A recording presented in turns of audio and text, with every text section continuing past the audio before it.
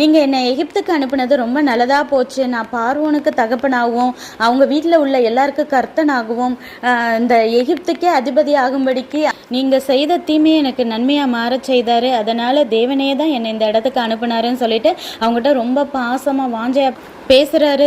அதை கேட்டு சகோதரர்களுக்கு சந்தோஷம் தாங்க முடியல. ஒரு பக்கம் நம்ம வந்துட்டு என்னமோ ஏதோ எதுலையோ மாட்டிட்டோம் போல இருக்கு, நம்ம லைஃபே முடிஞ்சிச்சுன்னு நினைக்கிற நேரத்தில் இப்படி ஒரு சர்ப்ரைஸா அப்படின்னு சொல்லிட்டு அவங்க ரொம்ப ஆச்சரியப்படுறாங்க.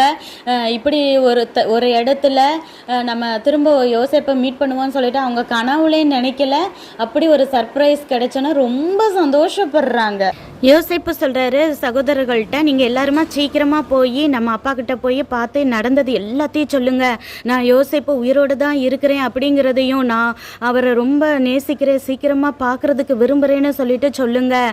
நீங்கள் வாங்க, எல்லாம் உங்கள் பஞ்சங்கள் எல்லாம் முடிஞ்சு போயிடும், நானே உங்களையும் உங்கள் பிள்ளைகள் மனைவிகள் எல்லாரையும் பராமரிக்கிறேன் அப்படின்னு சொல்லிட்டு சொல்கிறாரு.